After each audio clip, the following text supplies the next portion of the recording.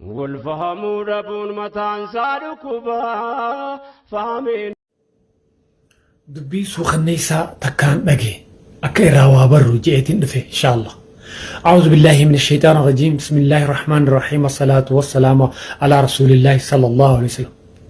دبي تنرى هن دبتشون فين أمو إرا وابريتي إرا أدب قرنا إرا فقالنا جتشو فين إن شاء الله. ربي سبحانه وتعالى يو جارتين تي من هنجران جيليني سي أكسبرن دفنجي dubartiinis yoo jaarsi mana hin jiraanne saahibni isaa akka mana hin dhufne jedhe.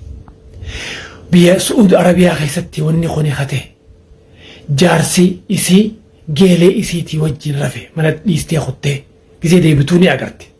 Akka nama nagarree taateeti geelee isii gaggeessitee eegas booda jaarsisii dawaa nama gaggabsuun gaggabsitee nama biraa yaamteeti harka isaa hidhaniifiiti waan suuqanneessaa waan namni ilmi namaa hin daleenne irratti hadaleeti.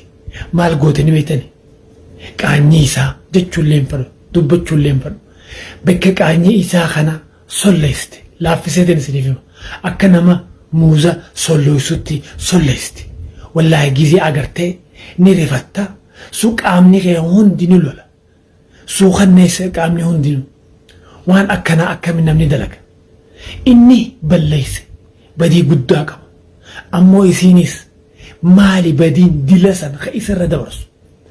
Laal namni ajaja rabbii dhiise, namni ibaadaa dhiise, namni rabbi subhaanahu wa ta'aalaa dagate, faanta nabii keenyaa dhiise, islaamummaa tana dhiisee irra tarkaanfate.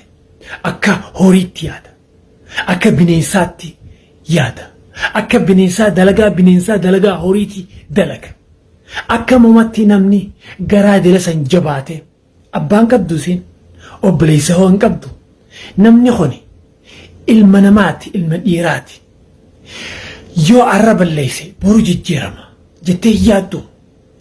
Yoo atii fi inni laala bileen kiyya bakka waan inni aan dhufeef amma yoo namni tokko jaarsaa fi jaartiin yoo wal taatan gammachuun wajji jiraatan nagiyaan jaalalaan wajji jiraatan.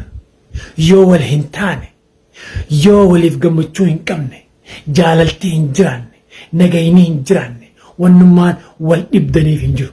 Wannummaan wal rakkistaniif dhukkuba miidhama waliif fiddaniif hin jiru. Rabbi subhaanahu wa ta'aalaa adda bahaa jee. Isaafis Rabbi subhaanahu wa ta'aalaa taakkisaa kannaaf atiifis akka keetiisiif kanna. Kana odoo beektu amantii bareedduu tana odoo qabdu namatti waan suuqanneessaa kanaa akkamiin goota. Wallaahi isin lameenuu